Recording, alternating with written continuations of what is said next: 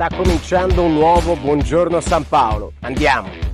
La cosa che mi manca è andare a vivere in Italia. Il profumo della Sicilia, i colori della Sicilia. E aqui tem 32 no Brasil milhões de descendentes italianos. Buongiorno São Paulo me leva para a Itália, mesmo estando aqui no Brasil. Italia è qui. Amici, bentornati a mais um Buongiorno San Paolo edição. L'Italia è qui dentro do Instituto Europeu de Design, aqui em São Paulo, para comemorar 20 anos de presença do Instituto aqui no Brasil. Estamos aqui para entrevistar mais uma empresa, estamos com a Agnep, daqui a pouco vai falar, mas eu quero agradecer a todos vocês que estão acompanhando o Buongiorno faz tempo, e quem está chegando agora, sejam muito bem-vindos, benvenuti. Agradecemos os nossos apoiadores, todas as empresas que participam, primeiro o IED, o Instituto Europeu de Design, a Casa Lepre, Libetiter, Bizzinau, Costa Cruzeiros e a Agnep, que vamos conhecer melhor hoje. Temos também já o Renato Dall'Amico e temos Fabiano, Pereira, que vocês devem ter conhecido em outras entrevistas com Gianfranco, do diretor do CRIED, né? Benvenuti a tutti e due, bem-vindos. Grazie. Bom, obrigado. O papo agora com vocês é, claro, a Agnep é uma empresa de tecnologia italiana, é uma empresa que nós chamamos de excelência italiana, que faz parte de um grupo maior que é o grupo Bugatti, e que vai tocando várias indústrias, né? Vários segmentos. Aqui temos a automação, que essa é a nossa obra de design de hoje. Sim, né? essa é a obra. Por incrível que pareça, na indústria também... Depois você vai explicar. Mas, na verdade, queria saber duas coisas. Primeiro, né, o grupo Bugatti, você vai explicar um pouquinho que ele começa no design, né? Começou com utensílios, com luminárias e tal, né? Mas primeiro, por favor, Renato, conte um pouco o que é você, que é Renato. Bom, eu sou diretor da AMP no Brasil, né? Minha formação, eu sou um engenheiro, técnico e engenheiro, então vinha sempre na direção da parte mais técnica industrial, né? E quando eu fui fazer pós-graduação, me direcionei um pouco mais para o marketing, né? Para fugir um pouco daquele simetria, tudo encaixe perfeito que a gente tem na engenharia, né? Então hoje a gente abriu a filial há 13 anos, a filial da AMP no Brasil, e viemos aí numa história de sucesso bem grande aqui, com a crescente participação no mercado de automação industrial.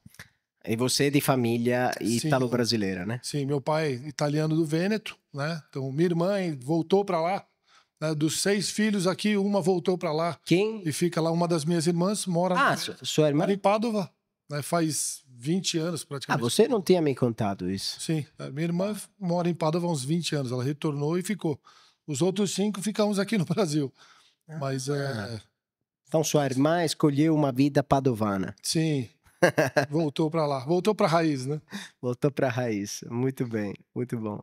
E sempre trabalhou nesse nicho, né? Mais ou menos. Sim, eu me formei, quando eu me formei em eletrônica. Então até para o mercado de automação, para mim foi uma mudança de rumo, né? Eu me formei em eletrônica e fui trabalhar com automação pneumática, que são coisas completamente diferentes, né? Eu tinha tudo para ir para a parte mais voltada para eletrônica, para automação mais digital, mas aquilo, por incrível que pareça, depois da minha formação não me encantou. O que me encantou realmente foi a parte da movimentação das máquinas, da parte industrial, do chão da fábrica ali mesmo, da movimentação de tudo. Eu acabei me encantando pela pneumática, e dentro da empresa que eu iniciei em pneumática antes da AMP, eu fui o primeiro engenheiro eletrônico a entrar nessa empresa. Eles só contratavam engenheiros mecânicos. Então eu fui meio que uma experiência da empresa para ver se aquilo daria certo. E para mim foi muito fácil, foi bem natural ir para a parte mecânica, que era mais, para mim era mais tranquilo que a eletrônica. Sim. A eletrônica, eu tinha um professor na universidade que dizia que a eletrônica é a ciência da fé. Porque você não vê nada. Você liga os fios e espera que aquilo dê certo. Se você fez certo, ele dá certo. Se você não fez certo, você tem que refazer ou tentar descobrir. E a parte mecânica, você vê muita coisa. Você vê. A movimentação é clara. Se você errar alguma coisa, ela é visualmente perceptível. Então eu me encaixei bem, me encantei com essa parte e nunca mais saí nesses 25 anos aí. Muito bom. Bom, Renato, a gente decidiu, né, chamar o Fabiano porque o objetivo desse podcast show é, eu já falei essa frase, que não sei se está certa ou errada, que é tirar pela jaqueta as pessoas, né? Pelo menos o cara do design é tirado dentro da parte mais industrial, de uma indústria mais, podemos dizer, pouco conhecida ao público, né? Sim. E o cara da indústria dentro do design ou dentro de outro segmento como turismo, etc, né? Sim.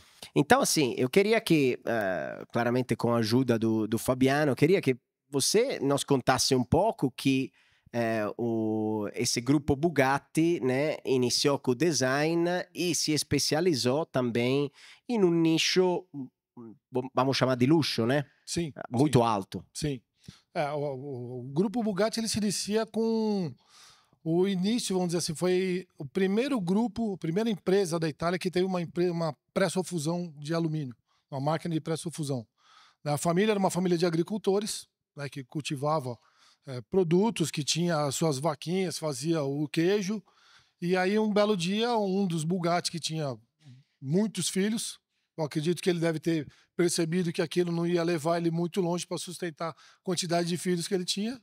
Ele optou por hipotecar tudo que ele tinha e comprar uma prensa de alumínio. E sem ter nenhuma noção do que era aquilo.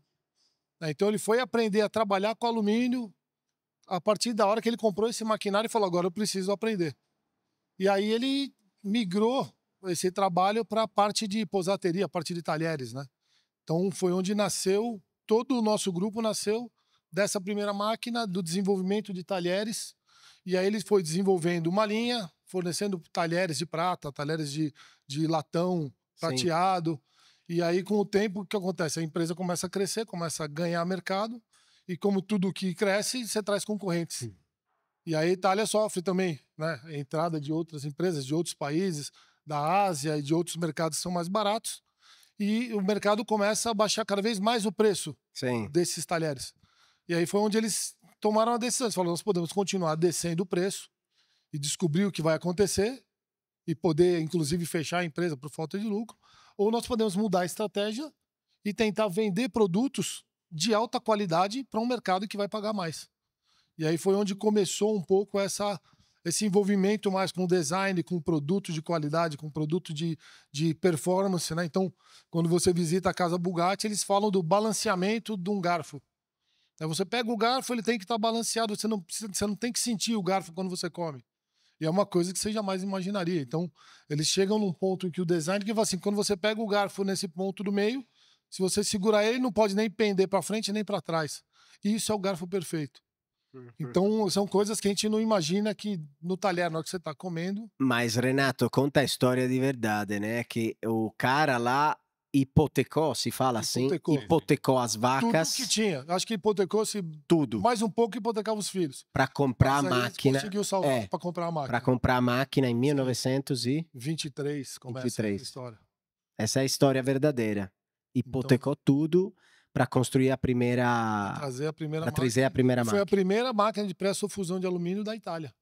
Incrível. E quando ele começou a aprender, tem uma história interessante que nós tivemos lá uns anos atrás. E ainda está na mão da família, né? Continua, o grupo é familiar. E um senhor, que é o pai do nosso diretor, que é o diretor da Casa Bugatti, o diretor da AIP, o pai dele é o diretor da Casa Bugatti ainda. E ele contando a história, ele falou assim, ele começou com isso e ele não sabia fazer alumínio, não sabia fazer a liga. Então ele fazia o alumínio não soltava do molde, grudava. E ele tentando. E aí ele descobriu, cada vez ele caía, quando ele soltava, caía no chão, pegava areia, ele derretia o alumínio, colocava de novo, e encurtando o processo de tanto cair no chão, misturar com a areia da montanha, ele conseguiu chegar na liga que desmoldava. E essa liga até hoje é conhecida como Liga Bugatti, né? Então ele foi tentativa e erro, tentativa e erro, tentativa e erro, E se você entra no mercado de alumínio, hoje existe a Liga Bugatti, que foi essa criada meio que por acidente, meio que do modo empírico, a criar o alumínio que soltava do molde, que era o que ele precisava, né, para parar de perder material constantemente. Então são coisas interessantes, assim, é um grupo que tem muita história familiar, né? Então é bem interessante você escutar eles falando sobre isso, né? Renato, a gente aqui no IED, né, temos essa discussão constante, né, sobre design e modelos de negócio, né? A área que eu dirijo é uma área que discute muito isso e fornece isso para as empresas, né? A gente não trabalha diretamente com os alunos, mas trabalha com o público B2B 100%, né? Aí de governos a indústria, o segmento e tal. Mas toda a formação, eu me formei em design industrial, né? Desenho industrial, não era design ainda, era desenho industrial quando eu estudei. E todo o meu início aí de formação foi na indústria automotiva, né? Trabalhando com aquela mudança grande que teve do padrão de indústria nos anos 90, trabalhando com tecnologia, automação, máquinas de CNC, começando a introduzir a primeira geração de robôs, né? Toda uma mudança muito grande. Então eu aprendi a conhecer muito esse mundo aí, porque quando você trabalha com design desse tipo de indústria, você tem que conhecer todo o processo de fabricação. Exatamente. E tudo isso possibilita novos desenhos, né? E aí você traz um exemplo muito interessante desse dos talheres, porque nessa mesma época, ali em 1930 também, ali perto do Lago Santa Maria Maggiore, deu início a primeira Bialetti, né? Aquela cafeteira Moka, que trabalha com alumínio também, né? E que é um modelo de design tão conectado com o modelo de negócios que até hoje, né, praticamente vai completar 100 anos agora, né? Criou-se ali uma patente, uma referência, né, do século XX, virou século XXI, enfim, todo mundo conhece e todo mundo, né, conhece e tem vontade de ter. Eu tenho uma cafeteira daquela, pela questão da engenharia atrelada ao design, né? Então esse exemplo que você trouxe dos talheres eu não conhecia. Mas é muito rico saber que a INEP tem esse tipo de origem também, né, nessa área, e com essa questão agora desses múltiplos setores, né? Então, depois desse tema do alumínio, enfim, de como vocês entraram nessa discussão sobre talheres ou construção de produtos e tudo mais, daí de onde vem essa questão da automação na sequência e como é que foi esse novo área de mercado que vocês começaram a atuar? É muito interessante, né, a história. Quando nós o Alessandro teve a oportunidade de ir num evento nosso em São Carlos há 2 semanas. Ontem nós fizemos um novo em São José dos Campos. Então vim de noite para Santos e voltei para cá. Então, nós estamos num momento do ano bem cheio de eventos assim, que a gente gosta de contar para o cliente o que está atrás do produto, né?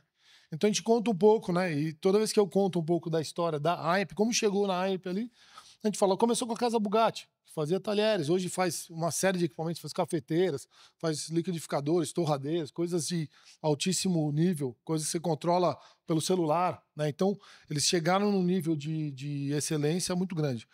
E o segundo ponto foi assim, para que nós façamos as coisas bem feitas, nós precisamos fazer nossas máquinas. E aí a segunda empresa do grupo, que não foi a AIP, mas foi a PIC. A PIC é uma empresa do grupo que faz um maquinário. Então, ela faz as máquinas de produção, muitas máquinas de produção para todas as empresas que estão no grupo. E aí, quando ele chegou nesse ponto, falaram assim, tá, mas nós precisamos agora de automatizar essas máquinas. E aí entrou a AIP. Daí nós temos outras empresas fora do segmento, que são a Landa, que faz iluminação, temos a hidroimpiante, que é a hidrelétrica, né? Então temos a fundição, que é a Giusteri, que faz a fundição de alumínio de tudo. Então é um grupo que ele vai se preocupando assim, ele se preocupa muito em ser made in Italy, né? Então, eu sempre falo com o Alessandro assim, a AIP, o grupo Bugatti, ele tem um orgulho de manter o coração de tudo que a gente fabrica na Itália. Então, seria muito mais fácil você mandar para o leste europeu, mandar para a China, trazer componentes. Então, até na primeira vez que nós conversamos, foi assim, quando eles me contrataram na AIP, eu já vinha do segmento de outra empresa, e eu falei assim, mas você é made in Italy ou você monta na Itália? Porque existe muita gente que fala assim, eu sou dos Estados Unidos. Traz todos os componentes da China, ele monta, coloca uma etiqueta e fala, eu faço nos Estados Unidos. Não, você não faz nos Estados Unidos. Você junta componentes nos Estados Unidos. Você é uma montadora. Você não é um fabricante, né? E quando eu tive a oportunidade de estar lá, eu vi que a gente tem a fundição. A fundição trabalha com alumínio perfeito. Aí ele vai para a máquina produz na velocidade para fazer os componentes em alto volume, em alto padrão, e numa qualidade sempre constante, em alto volume, E isso tudo vai controlando o custo, né? E aí o último custo que faltava, que era a energia elétrica, há uns anos atrás eles adquiriram a licença da hidrelétrica. Que falou assim a gente consegue manter o máximo de custo na nossa mão para que a gente não tenha que sair da Itália para fabricar isso em outro lugar, para baixar o custo. Então vamos baixar o custo internamente. Então nossas fábricas são muito automatizadas porque nós fazemos as máquinas. Então não existe eu vou pedir para um fornecedor fazer essa máquina, não. Dentro da família a gente estuda o processo que tem que ser feito e nós fazemos a melhor máquina possível para que a gente tenha uma produtividade alta.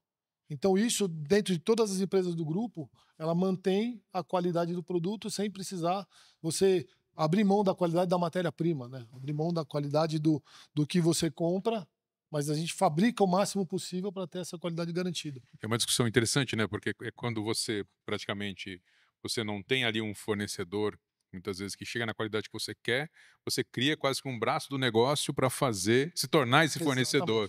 Exatamente. Né? E aí você acaba, de uma certa maneira, criando novas unidades de negócio, mas ao mesmo tempo garantindo a qualidade do produto final que você quer gerar, porque você está controlando toda a cadeia de fornecedores, porque está toda ela ligada a um grande grupo. Alguns anos atrás, por exemplo, nós tínhamos 100% da injeção plástica dos componentes aqui, era feito terceirizado. E a AIMP, ela cresce muito rápido, né? Eu comentei com você que a gente tem um crescimento muito rápido, não só no Brasil, mas mundial, porque a empresa desenvolve muita tecnologia. Então, apesar de sermos uma empresa de 1976 na pneumática, nós entramos no ano 2000 no grupo Bugatti, mas é uma empresa que ela cresce muito rápido. Então, há muitos fornecedores que eram originais, eles começam a ter dificuldades. Você fala, ó, eu preciso mais 20%, mais 30%. Nem sempre o teu fornecedor consegue tirar do bolso e falar, vou investir no maquinário para fazer. Então, nos últimos anos, nós investimos na injeção plástica, que era uma coisa que era 100% terceirizada. Hoje, mais ou menos 30%, 35% do que a gente injeta de plástico, ele é feito internamente já. Aí começou faz 3, 4 anos. Então, eles falaram assim, para crescer, eu preciso ter o material. Para eu ter o material, meu fornecedor não consegue. Então, eu mantenho com ele o que ele consegue e eu trago para dentro o que eu preciso para o meu crescimento. Né? Então, ao mesmo tempo que ele segura a parceria, ele traz para dentro para garantir o fornecimento. E Renato, você tem esse tópico, né? A gente discute muito sobre o tópico do Made in Italy, que muitas vezes, especialmente num país como o Brasil, quer dizer basicamente duas coisas, né? Alta qualidade, beleza, mas nem tanto, né? Ou seja, é o segundo problema, digamos. E o primeiro é, muito caro, né? Porque se a gente pensa, não é somente a roupa que é muito cara porque é muito linda, ou também bolsas, ou também esses produtos aqui, muitas vezes, né? No caso de vocês, são 7 vezes mais caro do que um produto chinês, não é? Sim. Só que o negócio não é somente, né, o fato de, made in Italy, não sei o quê. É como que ele é feito. Por exemplo, eu estava fazendo o exemplo outro dia com o Gianfranco, do diretor do IED, né? Estava fazendo o exemplo das garrafas, né? As garrafas, ela tem um jeito de fechar que você vê, nossa, essa é uma garrafa de um real. E essa é uma garrafa de 1.000 euros, né? Porque o jeito de como ela fecha e de como ela segura a água, ou de como ela que é o design naquele caso. E no caso de vocês é a funcionalidade, né? Às vezes você me levou naquela fábrica e você falou, olha, se eu acho que era esse, né? Como se chama? Qual? Esse daqui. O filtro regulador. É o regulador. Se ele não regula direito, você tem uma soldagem vagabunda. É isso que é o Made in Italy. Sim. É isso que a gente tem que comunicar, né? Sim. É caro porque funciona melhor. E eu sempre digo, né? Quando nós fazemos os nossos eventos, eu sempre falo pro cliente assim, você tem que entender o que é preço e o que é custo. Porque muitas vezes o cliente não entende. Ele fala assim, não, isso custa caro. Não, isso não custa caro. Depende com o que você está comparando, depende do que você precisa fazer. Então, na indústria, né, eu sempre digo para eles assim, para mim, o design ideal é quando você alia a beleza à performance. Se você não tem performance, ele pode ser lindo, não vai funcionar, ele não te atende. Se ele for ótimo performance, mas ele for feio, às vezes o cliente não compra porque ele não gostou. Ele bate o olho e acha que não é bom. Então, aqui trouxe para você ver, né, que fala assim, pô, a gente poderia fazer isso de uma maneira muito mais simples. Né? Se arredonda um canto, se faz uma pega mais bonita, então tudo tem a ver com design? Por quê? A gente diz assim, um produto de automação ele está na máquina, ele está visual. Então nenhum cliente quer que a máquina dele chegue feia. Ele acabou de comprar, às vezes são máquinas de milhões. Então o cara fala assim, pô, esse produto aqui é caro. Aí fala assim, comparado com o quê? Ah, comparado com um produto, sei lá, da China, um produto de qualidade nacional. Nacional tem coisas boas e tem coisas... De repente, dependendo do concorrente, eu falo assim, você tem que entender o que é custo e o que é preço. Porque eu tenho essa pecinha preta aqui do lado, é uma conexão. Ela pode custar R$1 ou R$6. E às vezes o cara fala assim, tá me cobrando 6, mas eu tenho um fornecedor que me entrega por 1. Aí eu sempre falo para ele assim, tá, quantas vezes você troca essa conexão no ano?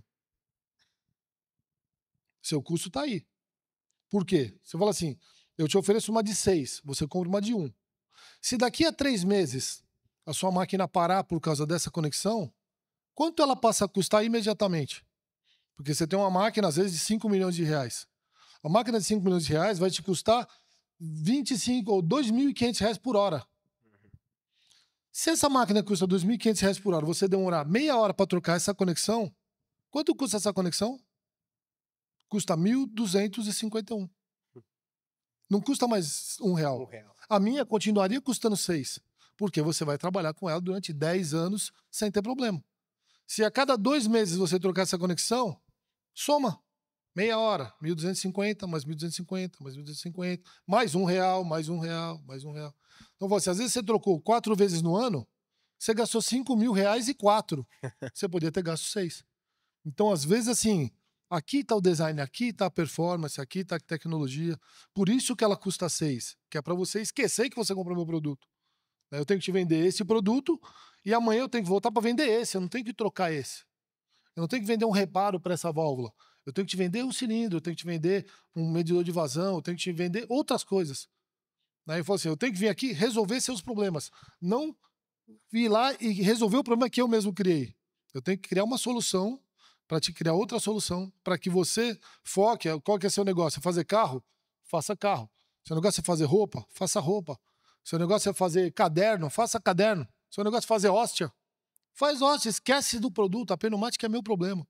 E eu não tenho que ser um problema, eu tenho que vir aqui e melhorar o seu processo. Então, nós na App temos esse cuidado. A gente fala assim, às vezes o cliente manda um código de um produto concorrente e fala assim, deixa eu entender sua fábrica. Porque às vezes o que você está me passando é uma válvula, igual essa aqui. Só que você está usando um modelo que alguém especificou nos anos 2000. E se eu fizer simplesmente uma similaridade, eu vou te dar algo similar ao que você vai especificar no ano 2000.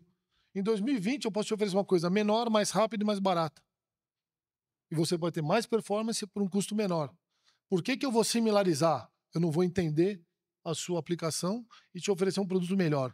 Então, muitas vezes a gente chega no cliente e fala assim, deixa eu entender sua fábrica, deixa eu andar. Até para dar treinamento, a gente oferece muito treinamento para cliente. Eu falo assim, antes de eu te oferecer um treinamento, deixa eu rodar sua fábrica, eu quero saber o que eu posso te oferecer de solução. Não quero te dar um treinamento que eu dou para todo mundo. Às vezes você precisa de produtos de uma determinada direção. Eu vou te dar um treinamento naquela direção. Não vou te dar um treinamento encaixotado, engessado, que eu dou. A automobilística tem uma necessidade, a farmacêutica tem outra. Eu não tenho como dar o mesmo treinamento. A mesma pneumática, a mesma automação, só que um trabalha com plástico, outro tem que trabalhar com inox, outro tem que trabalhar com uma filtragem determinada, outro muito mais fino. Então, às vezes, você tem que ir no cliente e entender o que ele usa, o que ele precisa, e aí você vai lá e fala assim, eu vou te oferecer um filtro, mas não é esse. Eu vou te oferecer um outro tipo de filtro que é adequado para a sua aplicação. Então, até para isso, a gente vai no cliente e fala assim, deixa eu rodar um pouquinho, me mostra a sua fábrica para eu entender, porque senão eu vou tentar fazer o que alguém... Às vezes, os caras têm as mesmas máquinas, com os mesmos produtos desde a década de 80. Renato, 50 anos com a mesma tecnologia.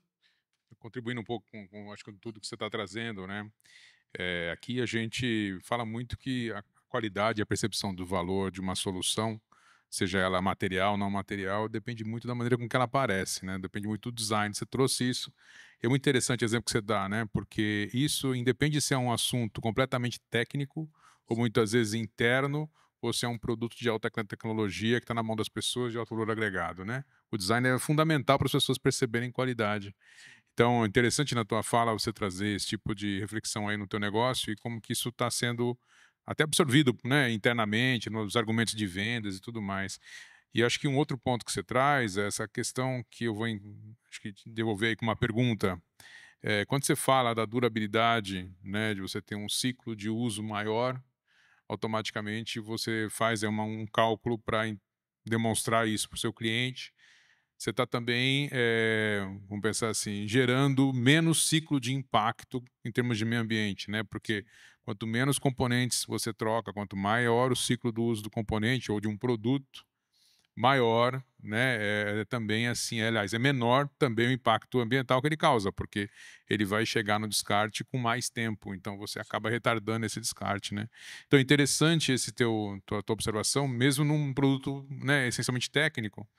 E aí, esse tema de sustentabilidade, que é um tema que o Ale trouxe no início aí, né, como é que vocês discutem, quer dizer, essa melhor qualidade e essa discussão de valor para poder gerar mais confiabilidade no cliente, passa também por uma visão de sustentabilidade do ponto de vista de vocês, né, trazem essa visão, né, na origem, como é que vocês estão trabalhando em relação ao negócio, esse discurso que vai desde um componente tão pequeno até o posicionamento da empresa? Sim, essa é uma coisa que dentro do nosso grupo, né? Dentro da parte pneumática, por exemplo, nós nascemos fazendo conexão, que é um item que ele passa despercebido na automação, né? Geralmente você olha essa placa aqui, a última coisa que você vai ver são essas pecinhas que ligam as mangueiras, né? E ninguém presta atenção, né? E a AIP, ela foi a primeira empresa que falou assim, pô, isso aqui é um item de segurança, isso é um item que para a máquina, então ele tem que ter uma qualidade. Então nós fomos atrás da matéria-prima. Qual a melhor matéria-prima para se fazer uma conexão? Então, por exemplo, nessa de plástico simples, que é a mais simples e componente de um sistema de automação. Uma conexão que liga uma mangueira numa válvula, ele tem um plásticozinho aqui. Nós fomos desenvolver o plástico com fibra de vidro. Eu falo assim, mas por que o plástico com fibra de vidro? Porque se eu coloco só um plástico aqui, dependendo da temperatura, dependendo da pressão, ele vai durar 6 meses. Aí, se eu colocar, que nem a gente coloca 20% de fibra de vidro na composição do plástico, eu consigo trabalhar com pressões muito maiores, que dá segurança. Eu consigo que essa conexão dure 10, 15 anos, sem o cara ter que encostar nessa conexão. Ele vai colocar ali, vai montar, vai desmontar. Então, a gente entra dentro do que material que a gente usa. Esse material agride o meio ambiente. Então, dentro dos nossos produtos, a gente já trabalhava com a ROHS há muito tempo, que é para eliminar qualquer substância nociva ao meio ambiente. Então, antes disso virar, quando nós abrimos no Brasil em 2012, os produtos já atendiam a norma. E eu falava assim, mas por que isso? Porque na nossa indústria ainda não era tão normal você ter essa demanda. Hoje existe essa demanda, e quando o cliente fala assim, não, nosso já tem isso aí. Você pegar o catálogo de 2010, a gente já tinha, né? Antes da gente começar aqui, já existiam produtos que não agrediam o meio ambiente. O plástico adequado, o tipo de aço inox, né? Porque você tem, muitas vezes na indústria, o cara fala, eu tenho um produto em aço inox. E aí o cara fala, aço inox é aço inox. Não, você tem aço inox 303, 304, 316, 306, 316L. Então, muitas vezes, quando a gente mostrava para o cliente, falava assim, o seu produto custa o dobro. Tá, mas que aço inox você usa aí? E às vezes você está falando de um cara que tem uma cervejaria. E aí ele falava assim, a cada 3 meses eu paro tudo e limpo o sistema, porque ele está cheio de sujeira no inox. Eu falo, se você usar o 316L, não suja. E você vai manter o seu sistema funcionando, sem trocar componentes, por muito mais tempo. Então, às vezes, você fala assim, esse material não vai agredir o seu produto, não vai agredir o meio ambiente e você não vai ter descarte. Então, às vezes, o próprio design construtivo, o tipo de matéria-prima que você usa, o tipo de pintura que você vai fazer, né? Nós estamos passando por um modelo de válvula agora que você não tem pintura no corpo. A gente faz simplesmente a gravação a laser, faz o tratamento do alumínio e faz uma gravação a laser. Mas por quê? Porque a gente trabalha com pintura. A pintura gera descarte, gera poluição, gera uma série de coisas. Então, é possível fazer ela sem pintura? Então vamos trabalhar com a válvula sem pintura. A gente faz um tratamento adequado, ele vai resistir o mesmo tempo, ou até mais, sem ter o problema do descarte ali, né? Então são coisas, às vezes, muito simples, que você fala assim, você já nasce com o conceito, né? E como a gente também trabalha, né? O nosso berço ali que a gente fala foi a Casa Bugatti. A Casa Bugatti trabalha com coisas para se alimentar. Então muitas coisas nascem dali e fala assim, esse material pode ser usado para mais alguma coisa?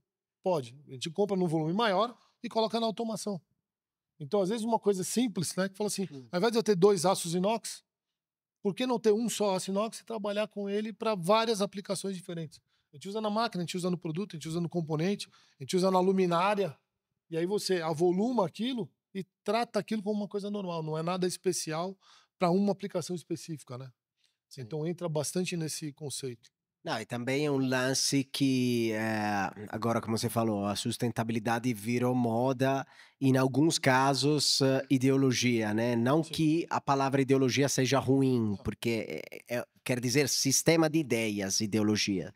Mas a gente tem que trabalhar com a técnica e ter o auxílio da técnica, da tecnologia, porque não podemos simplesmente dizer, vamos parar de fazer isso porque é ruim para o meio ambiente. Tudo bem, mas a gente precisa continuar a fazer muitas coisas, então precisamos continuar a produzir muitas coisas. Então, a ideia é o bom senso, como você falou, e também achar as soluções técnicas. Vamos fazer poluindo menos, vamos fazer economizando. Você me explicou também que você explicou muito bem outro dia quando a gente estava em São Carlos. Eu, que não sou engenheiro, fiquei interessado. Que a economização da água, que se fala, que é mais um negócio que se fala, olha, aqui você está economizando X, não sei, percentagem de água. É porque né, na indústria hoje existe uma corrida, né? Já faz alguns anos que a gente briga com isso, né? Quem trabalha com automação briga muito com isso. E hoje parece que está ecoando mais forte na indústria a redução de consumo de tudo. De tudo. E muitas vezes, quando a gente está dentro da indústria, o cara fala assim: precisamos economizar energia. Ninguém nunca pensa no ar comprimido e no sistema de circulação de água, por exemplo.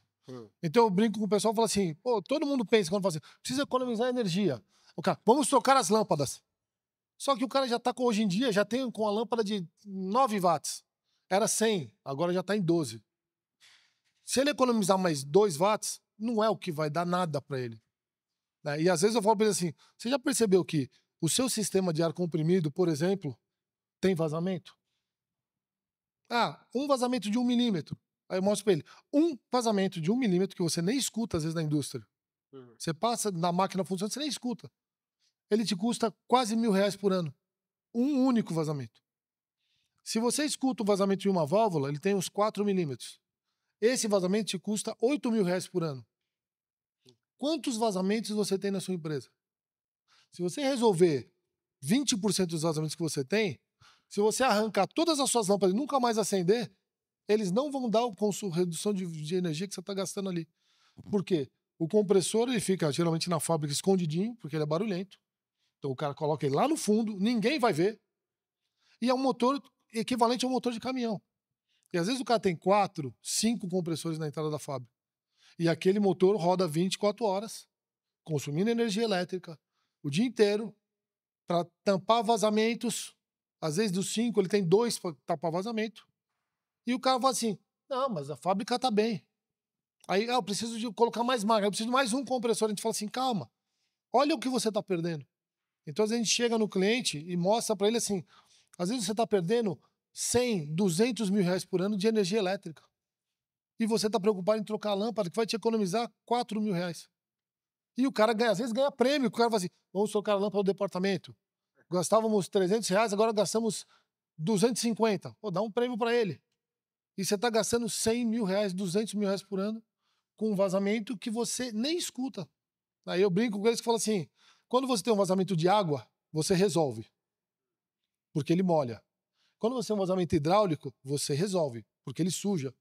Ele mela tudo de óleo, alguém vai escorregar, alguém vai ter que limpar. Se você tem um vazamento de ar, você larga de mão, porque o ar só faz aquele barulhinho assim.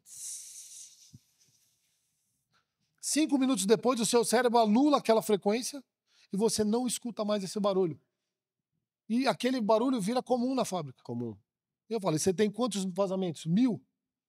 Faz a conta do mais baratinho que eu te mostrei, 800 reais vezes 1.000. Você gasta 800 mil reais por ano na sua fábrica em vazamentos que você nem escuta. E você está preocupado em trocar lâmpada, em mexer em coisas muito simples. Vou trocar o computador, a tela do computador por uma tela que consome menos.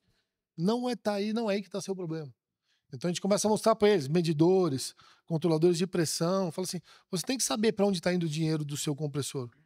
E você está pagando e você não vê. Né? Então são coisas que a gente fala para ele assim. Aí entra também, eu brinco com eles, o design também está no processo. Né? Por onde passa seu processo de raciocínio? Você fala assim, eu preciso economizar dinheiro. Você está vendo onde você está gastando dinheiro? Ou você só está tendo uma ideia né? Eu vou ter uma ideia de gênio. Vamos trocar isso aqui. Você gasta dinheiro e às vezes o que você gasta vai demorar 1 ano para você recuperar.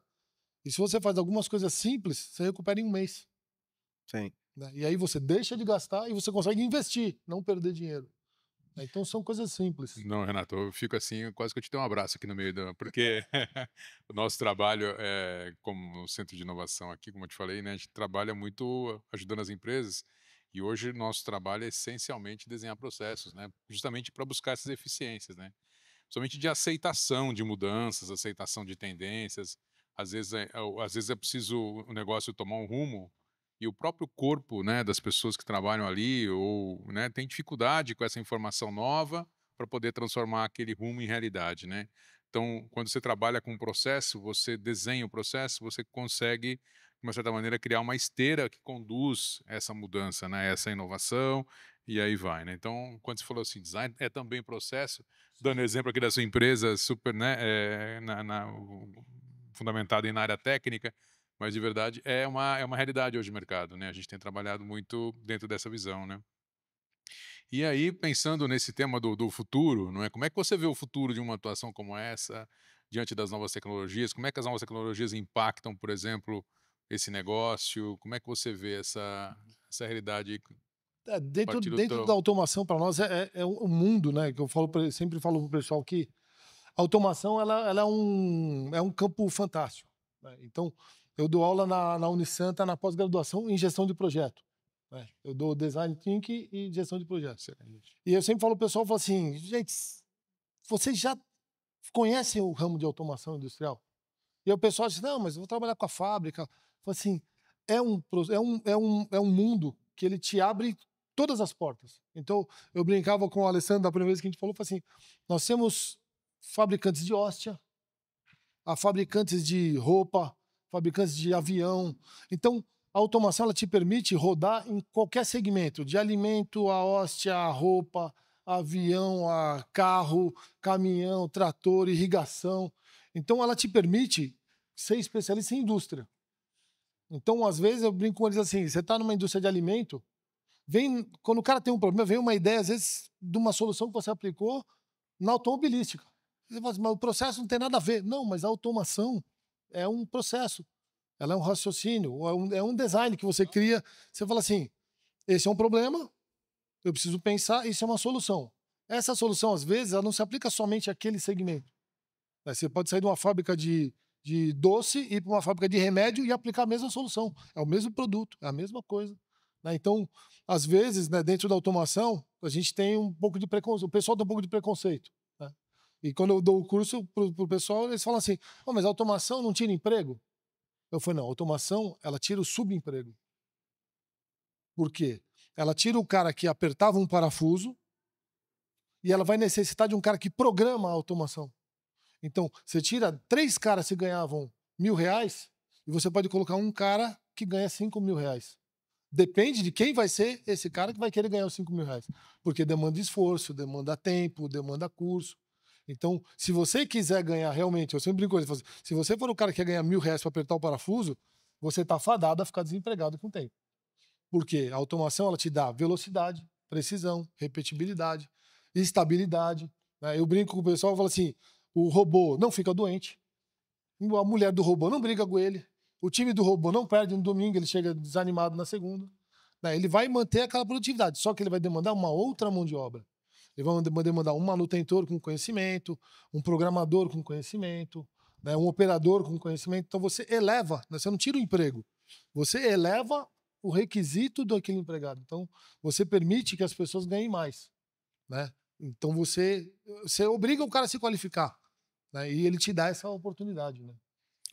Nesse caminho. Renato está adiantando o tópico do próximo evento que vai ter aqui perto, em Higienópolis, que é o bom trabalho, a cultura do bom trabalho, né? Então... Nem sabia. Maravilhoso, vocês estão convidados, claramente. Maravilha, você falou tudo, né? Esse negócio, você tira 3 caras de R$1.000 e coloca um de 5. Mas não é porque esses 3 vão para o inferno, né? Não. Esses 3 têm que aprender a usar a máquina e ganhar 5. Exatamente. Entendeu? Eu sempre falo para o pessoal assim, a automação ela te abre muita oportunidade. Porque quando eu coloco um elemento desse simples, ele faz a medição do ar comprimido. Ele tem mais ou menos 10 parametrizações para serem feitas. Então, alguém vai ter que fazer isso, que seja você. Não espere vir um fornecedor para programar. Vá atrás, aprenda, conheça, faz curso. Se você fizer isso, você vai ser o cara que vai ganhar 5 mil. Você não vai ser o cara que vai ganhar 1.000. Só que se você ficar para trás, alguém vai ganhar os seus 5 mil. Né? Fabiano, não sei se você concorda, não me lembro quem disse essa frase, mas falou que eu acho que é verdade 100%. O bem-estar, si fala in portoghese, bem-estar, il benessere in italiano seria, né? Bem-estar é fruto 100% da indústria. Ou seja, sem a indústria a gente não teria conseguido esse bem-estar, digamos, global que a gente alcançou e que nos dá um otimismo, uma positividade incrível, né? A gente tá assustada pela inteligência artificial, vai acabar ali, vai acabar... Claro, vai acabar se tiver pessoas do mal que vão utilizar para o mal, mas a maioria vão utilizar para o bem. Então, assim, você acha que uma fábrica vai querer acabar com os funcionários? Não. Vão contratar funcionários melhores, vão contratar... E vai dar o tempo para os outros funcionários de se treinar, de se formar. Então, assim, é uma maravilha escutar essas histórias, porque a gente vê como os humanos, nós estamos ainda evoluindo, estamos indo muito bem. Parabéns a todos nós.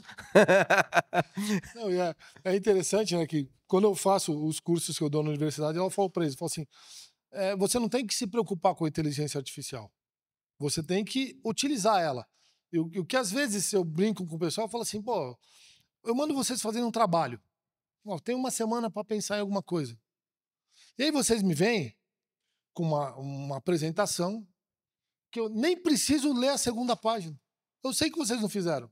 Você colocou 3 perguntas no chat GPT, pediu uma apresentação, ele criou. Porque é muito fácil identificar quando você não pensou. Porque o ser humano tem essa característica assim de... Ele vai no detalhe. E por isso que eu falo assim, eu não me preocupo com... o profissional vai perder campo. Se ele for preguiçoso, ele perde. Porque até para você trabalhar com o chat GPT, você tem que saber perguntar. Sim. Se você fizer qualquer pergunta, faz um desenho de Santos. Ele vai fazer um desenho do mar, sei lá o quê. Agora você fala assim, eu quero um desenho da Bolsa do Café feito no modelo pintura, grafite, tal, carvão, tal. A gente fez essa brincadeira outro dia. Eu falei, coloca lá, faz um desenho da Bolsa do Café de Santos. Saiu um remendo lá. Aí eu falei, agora faça um desenho do estilo de pintura a carvão, da Bolsa de Santos, visto na diagonal. Saiu uma coisa maravilhosa. Aí eu falei assim, são 2 maneiras de você fazer. Sim. Só que até para você perguntar, você tem que saber. O segredo está na pergunta, como disse Alexandre Salles. Então, a grande coisa da inteligência artificial é que você precisa da inteligência. Exato. Né? E o problema é que, né? O problema é que falta inteligência. Eu estava no evento que o cara falou assim, eu não me preocupo com a inteligência artificial. Eu me preocupo com a ignorância natural. Porque as pessoas não estão se preparando. Então, quando você vai fazer, você quer a resposta mais rápida. E não é a mais rápida, tem que ser a melhor. Então, se você trabalhar, fizer a melhor pergunta, se você se trabalhar a sua cabeça, se você se informar, se você ler. Então, eu brinco com eles e falo assim, quando eu dou aula, eu termino, eu falo assim, olha, eu vou passar para vocês uma lista de livros que eu gostei. Eu leio bastante. Né? Minha filha, de 17 anos, ela me dá um prejuízo com livraria, eu falo assim, pode comprar. Eu fico feliz na hora que ela tá lendo, mas eu fico triste quando ela entra na livraria que ela sai com 4 livros. Você não precisava sair com 4, pode sair com 1. Não, mas eu vou ler. E ela realmente lê. Então eu fico feliz de criar nela, com 17 anos, o hábito de ler, o hábito de se informar. Tem aquela curiosidade. Eu falei, enquanto o ser humano tiver a curiosidade, nada interrompe o nosso caminho. O problema é quando nós paramos de ter a curiosidade e a gente quer uma muleta. E hoje tem muito jovem que procura muleta. Ele fala assim, não, eu quero algo que faça o trabalho para mim. E quem vai arrumar um emprego para você? A inteligência. A esse trabalho você vai perder para a inteligência artificial. Porque você está alimentando ela com a sua preguiça. Então, você vai ficar tão preguiçoso que é mais fácil eu pedir um texto no chat GPT do que pedir para você fazer. Agora, se você tiver cultura, se você ler, se você se especializar, não existe inteligência artificial que bata um ser humano. Isso, para mim, isso nunca vai acontecer. Pelo menos espero, não nas próximas gerações aí. Umas 3, 4 gerações, não acredito que, se nós nos prepararmos, não existe o que pare o ser humano. É uma ferramenta poderosíssima, né? Mas que assim, é você que é o usuário dessa ferramenta no sentido de conseguir brifar para ela te entregar o que você realmente precisa, né? Exatamente. Essa lógica de você usar isso somente como um facilitador, ele vai te entregar uma resposta rasa, algo que não te resolve, Fácil. né? Então, não Exatamente. tem muito como, né? É claro que a gente ganha produtividade quando você trabalha com a pergunta certa, quando você começa a sistematizar também a tua maneira de trabalhar a partir dessa ferramenta, né? E eu entendo que acho que nesse sentido é um futuro meio sem volta. Agora, claro, a gente está num momento onde esse assunto ele está no ápice, né? Todo mundo fala disso, todo mundo gosta de ouvir falar disso. Falar de inteligência artificial hoje dá muitos likes, acima de tudo. Então, assim, tem muita gente falando, também por esse motivo, né? Mas é claro que a gente sabe que conforme as coisas vão ganhando tempo, elas vão ganhando uma certa constância. E aí você vai entendendo de verdade as entregas que aquilo consegue gerar Vai como resultado. maturando, né? Vai amadurecendo. Vai até o final. amadurecendo e você vai entendendo o lugar exato que aquilo vai ocupar, né, na sociedade, ou dentro da tua empresa, ou a que tipo de impacto real aquilo vai deixar como legado, né? E a tua fala, ela é fundamental, né? Assim, a gente quando perde a curiosidade, perde tudo, né? Na verdade, é porque a gente para de olhar o horizonte, para de olhar o que de verdade a gente pode encontrar que nos faz continuar caminhando, né? E esse setor aí que você está, né, trazendo para a gente, atuando no teu negócio, como é que você vê esse próximo passo, né? A gente está trabalhando por um processo de automação que ele é constante, ele é maior, existe uma questão de tecnologia, existe uma questão aí de discussão de modelos de produção, novamente sai de um país vai para outro, então deve ter uma discussão geográfica a respeito disso, né, de geopolítica inclusive, né? Uhum. Então como é que você vê esse momento, como é que está o seu mercado hoje, falando agora de Brasil, né, para a gente poder... Uma coisa assim, eu sou apaixonado pelo Brasil, né? É interessante, sempre trabalhei com multinacionais, né? Sempre, desde a minha 30 anos de carreira, eu tenho sempre essa oportunidade de ter trabalhado em empresas multinacionais, e o que sempre me encanta, é assim, eu sempre falo para as pessoas assim, eu trabalhei em muitos grupos multinacionais, né? Trabalhava com... temos um grupo de mineração. Aí vinha cara do Japão, da Austrália, dos Estados Unidos, se encontrava em um país, debatia sobre os mercados. Daí eu falava assim, o brasileiro tem uma característica que, para mim, ela é apaixonante, né? Que eu entendo como jeitinho brasileiro. Todo mundo tem jeitinho brasileiro. O cara fala, malandragem. Não, não é a malandragem.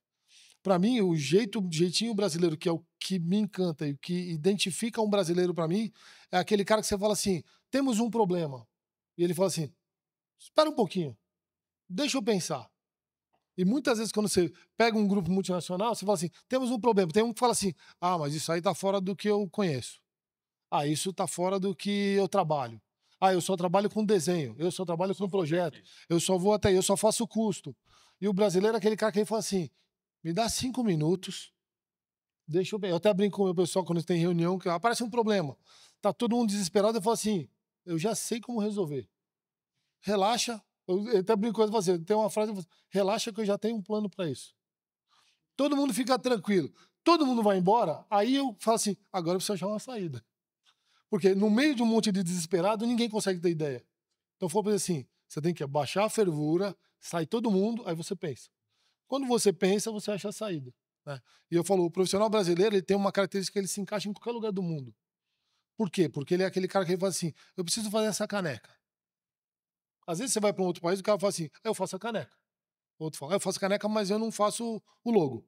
Aí o outro fala, eu faço o logo, mas você tem que me trazer a caneca. Eu faço isso, mas eu não ponho na caixa. E você pega um brasileiro e fala assim, eu preciso fazer uma caneca. Ele vai atrás do logo, da caixa, ele vai te entregar pronto. Ele fala assim, eu vou dar um jeito. Eu preciso da caneca encaixotada na minha porta. E o cara vai atrás. Então, eu falo para eles, o Brasil, ele te permite isso. Nós somos um país de curiosos.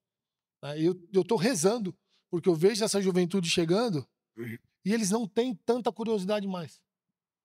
Você pega uma geração abaixo dos 30, você tem dificuldade, você tem que peneirar, você traz 10 caras, você fala assim, eu preciso disso. E o cara fala assim, mas eu não sei fazer. Acha esse assunto para mim. O cara entra no Google, dá um Google, Se não tiver na primeira página, não existe. Não é que ele não encontrou, não existe. Aí eu falo, cara, tem certeza? Aí você vai lá, bate. Ah, não tá. Fala, peraí, desce a segunda página vai na página 2. Aí você começa a encontrar, você fala, cara, você não teve a curiosidade de procurar. Procura de um jeito, fala de outro jeito, inventa outra palavra. Inventa o jeito que você escreve do jeito que você quiser. Mas tenha a curiosidade de procurar. Aí a gente tem tido cada vez menos curiosos, né? Tem uma geração que não tem nenhuma curiosidade, ele quer da mão. É porque tá no celular, ele tem a tela, ele tem muita informação. Eu sou da época, não das, né? Tinha gente que tinha mais dificuldade que eu, mas sou da época de fazer pesquisa na biblioteca. Você chegava lá, pedia, o cara te dava 10 livros, você tinha que rezar para em algum daqueles 10 livros ter o que você quer. Aí você tinha que juntar um pedaço daqui. E nem, às vezes nem tinha xerox na biblioteca, você tinha que copiar um pedaço de um pedaço de outro. Eu falo para os caras, hoje você fala assim, meu filho está fazendo engenharia, eu falo assim, você está com dificuldade do quê? Tá em cálculo. Eu falo, cara, se você colocar, entra no Google, escreve assim, derivada disso, tá elevado a isso. Vai ter alguém que vai ter feito um vídeo. Sim. E ele fala, não, coloca aí. Aí ele colocava, falava, tá aí. Eu tinha que rezar para o professor estar de bom humor para perguntar, para não levar uma comida de toco do professor na aula. Ele falou assim, você já devia saber disso. Aqui, você bate no Google, tem um cara lá que explica até de maneira divertida, o cara faz piadinha. O meu professor não fazia piadinha, ele tirava bronca. Eu já te expliquei isso. Eu falei, hoje tudo está muito fácil. Então você tira um pouco daquela curiosidade do cara ter que procurar do esforço, né? Isso. Hoje está muito fácil. Então verdade. quando o pessoal trabalha comigo, eu começo a atormentar eles, né? Eu atormento todo funcionário que trabalha comigo. Então eu tenho um grupo que trabalha comigo ali, talvez há 10 anos. Meu grupo mais próximo não trabalha comigo há menos que 10 anos, porque eu não tenho paciência às vezes. Falo, para o cara trabalhar comigo, ele tem que passar um tempo com vocês. Vocês preparam ele para ele chegar perto de mim, porque eu vou pegar no pé dele e às vezes o cara entra em depressão. Fala, não, ele não gosta de mim. Fala, não é que eu não gosto de você, eu gosto. Eu só atormento quem eu gosto, porque se eu não gosto, eu nem falo. Nossa, aquele ali nem tem futuro, então eu não vou perder meu tempo com ele. Eu vou atormentar quem eu vejo que pode entregar. Né? O Bernardinho, eu já vi um vídeo dele, treinador de vôlei, e falava assim, você não tem que ter medo da cobrança. Só é feita a cobrança e ninguém pode entregar. Ninguém cobra quem não entrega. Você fala assim, aquele ali nunca vai me dar nada. Então você nem perde tempo com ele. Eu vou cobrar outro. Então se você está sendo cobrado, é um ótimo sinal. E às vezes as pessoas falam assim, eu não quero ser cobrado. Mas como você não quer ser cobrado? Então você tem que fazer outra coisa da sua vida. Para trabalhar e ter sucesso, você vai ser cobrado cada dia mais. Você sobe um degrau, a cobrança é maior. Sobe um degrau, a cobrança é maior. Então você vai ter que estudar mais, você vai ter que entender mais, você vai ter que saber mais um idioma, vai ter que saber mais uma tecnologia, né? Eu, há 25 anos na automação, todo ano eu tenho que aprender alguma coisa. Lança um produto novo, eu tenho que ir lá no catálogo e eu tenho que pegar o produto, botar na mesa, fuçar. Eu não consigo, eu faço a apresentação, como é que eu vou fazer uma apresentação para um cliente de um produto que eu não sei? Então, eu sou curioso, eu ponho na mesa, ligo, fuço, ponho o ar, tiro aqui, muda daqui, parametriza, erra, acerta, até eu aprender. Eu falei, e vocês que são novos não têm essa curiosidade. Aí você espera que eu aprenda e eu te ensine? Eu não vou fazer isso. Né? Então, é normal que quanto mais avançamos e quanto mais fica difícil, né? Mas a régua sobe, né? A régua sobe e como diz o cantor Roberto Vecchioni, quanto più la donna è bella, più la vita è difficile, né? Quanto mais a mulher é linda, quanto mais a vida é difícil. É uma explicação poética isso, tá, gente? Não é um discurso só estético, é um conto que ele fez sobre a poesia do Dante Alighieri, que ele contava da Beatriz, que ele era apaixonadíssimo e que criou até La Divina Comédia, né, sobre aquela mulher. Então é igual, é a mesma coisa, a régua sobe, a régua porque vai subindo e você está evoluindo.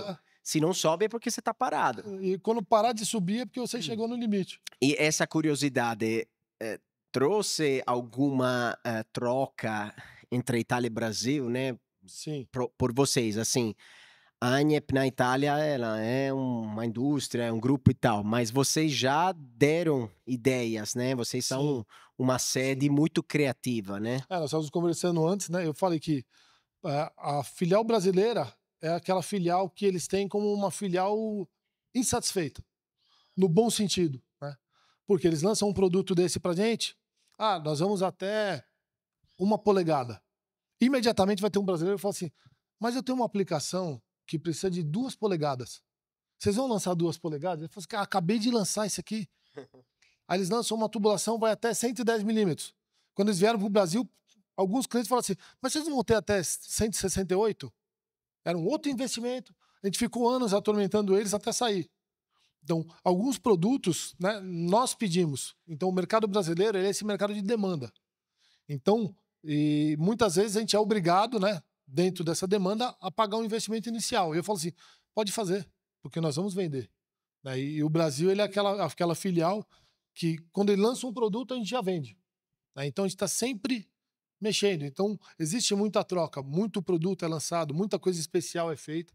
Né? E a gente tem um ponto de uma relação tão boa com a nossa matriz, a gente estava comentando antes lá, que teve casos em que a gente tem tanta demanda de especial, que às vezes eu falo para eles assim, eu preciso desse item aqui, porque eu tenho um cliente que tem essa aplicação, eu preciso dessa modificação no produto, vou mandar para vocês. Aí eles falam assim, faz o protótipo no Brasil, faz aí.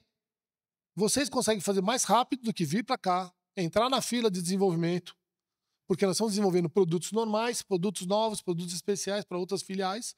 É mais fácil vocês fazerem aí. Então, muitas vezes a gente lança um protótipo aqui, leva no cliente, testa, deu certo. A gente manda para eles e fala assim, ó, eu preciso disso aqui. E aí eles, às vezes, dão uma melhorada, lógico, tem muito mais recurso do que a gente lá. Eles vão, pegam o produto que a gente criou, dão uma melhorada no processo e colocam ele no catálogo. Então, muitos itens saíram dessa solicitação, de uma criação. Né? Então, a gente tem essa troca muito forte, sim, de desenvolvimento. Você acredita que tem empresas que reclamam disso, né? A NEP não deve reclamar. A NEP na Itália. Nós somos abençoados nesse ponto, que é uma empresa que nasceu desenvolvendo, né? Exato, então, mas a gente já foi visitar umas empresas recentemente dizendo, nossa, os caras do Brasil, quanto enche o saco, né? E para eles é o 5º mercado, né? O 5º país por faturamento. Então, assim, é um país importante, né? Então, cada país faz um convênio, né? Uma conferência. O Brasil quer 3 conferências pro ano. Eles querem fazer jantar, eles querem fazer essa... Eu falei, cara, é bom isso. Quer dizer que a marca está sendo valorizada, você está lá. Quanto você vende na Argentina? Falei assim, não, na Argentina vendo menos, mas também o país é menor. Ah, tudo bem. Quanto você vende na Argentina? Quanto você vende no México? Entendeu? Então, assim, às vezes, né, precisamos valorizar o que temos. Sim, eu brinco com eles. Quando nós começamos no Brasil, né, eles vieram fazer uma visita e a gente falava assim, não, preciso visitar um cliente. Onde? Ah, é perto, é perto.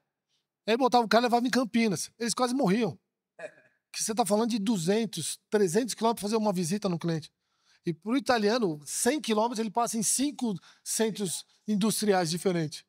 Ele falou assim, não, vou visitar um cliente. Eu falei assim, mas vocês andam tudo isso para visitar um cliente? Eu falei, sim.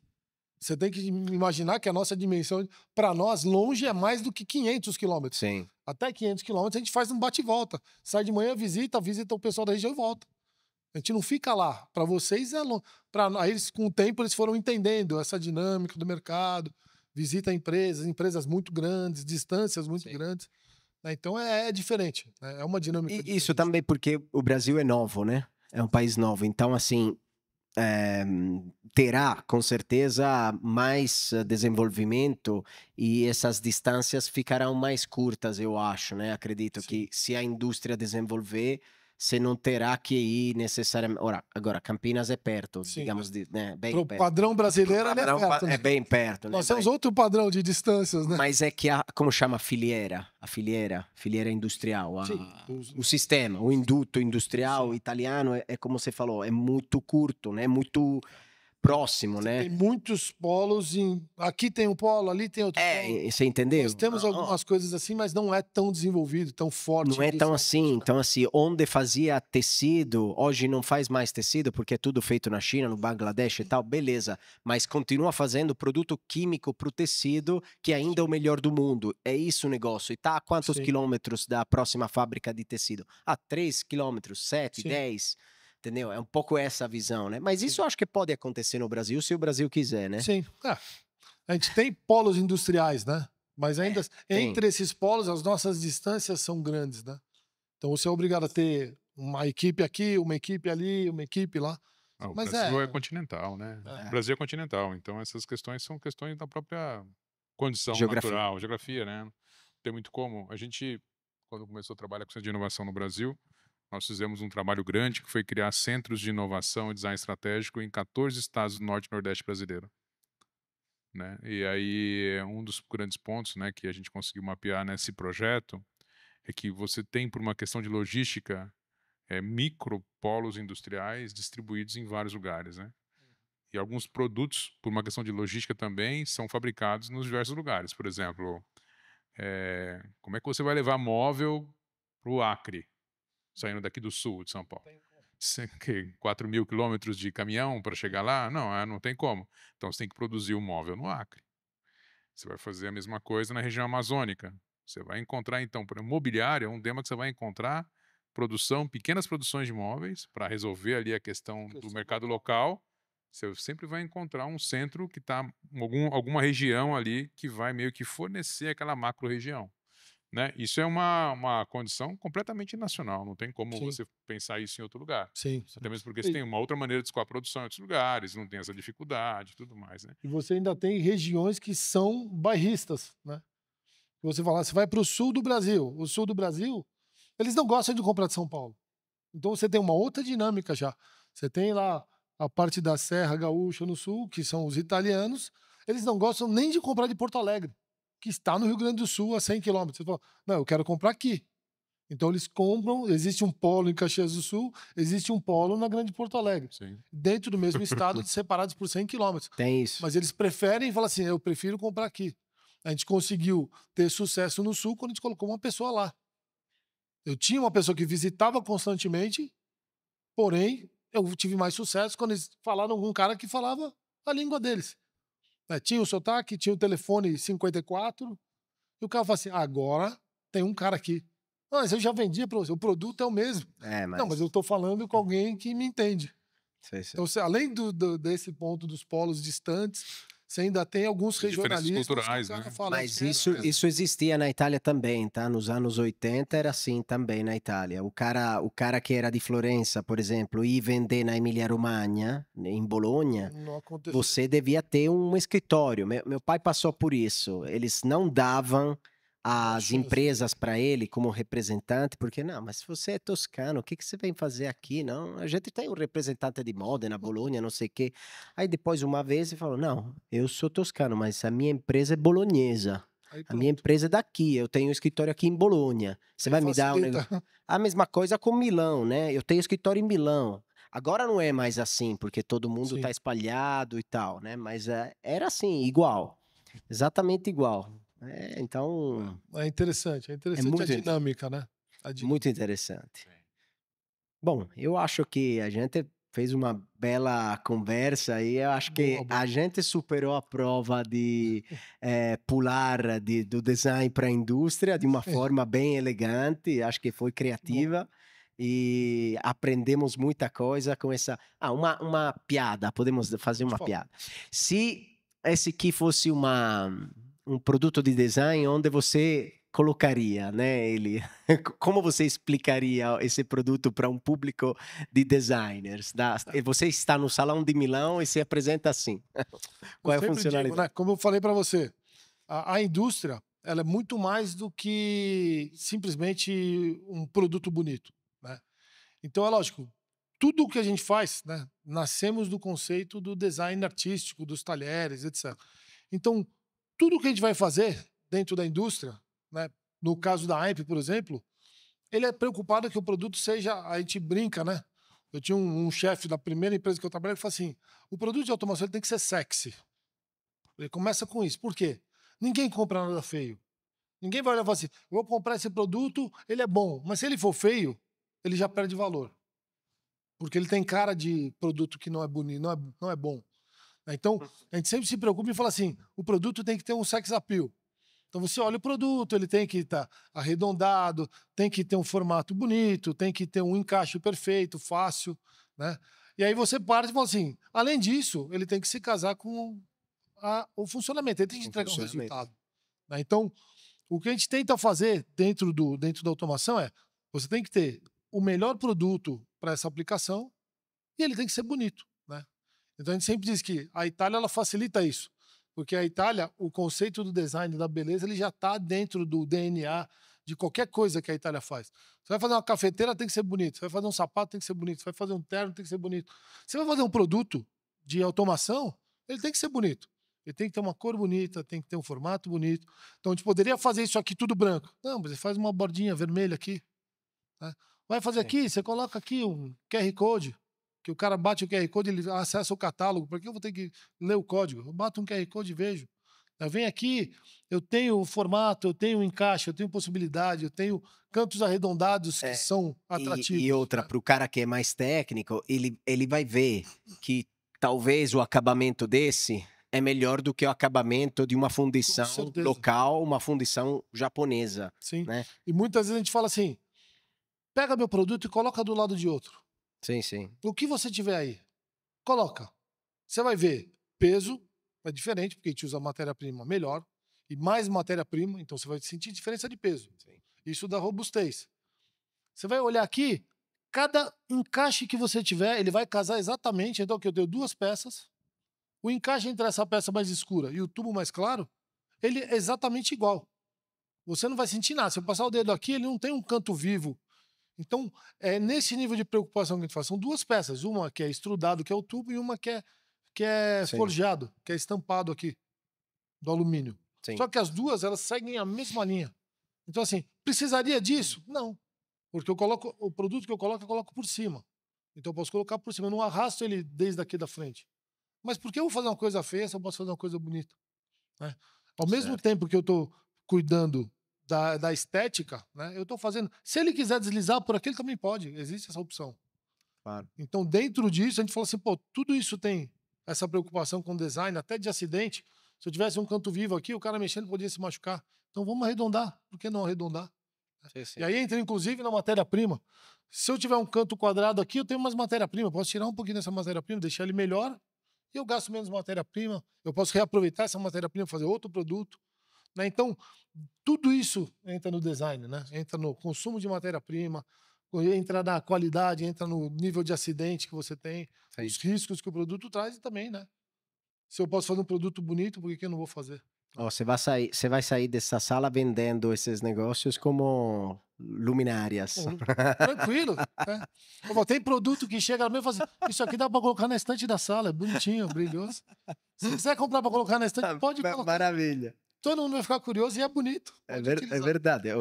Existem casos assim, viu? De produto nos Estados Unidos, eu já vi isso. Sim. Eu tenho uma estante, um monte de coisa que eu trago da Itália, semi-acabado, e falo assim, é aqui que nasce esse produto. Eu falo assim, ainda assim, é bonitinho quando começa. Bom, Renato, obrigado, né? Não sei se, Fabiano, você tem mais curiosidades. Não, acho que foi ótimo aí conhecer. Foi maravilhoso. Sim. Te agradecemos demais, né? Juntos com o Ieda.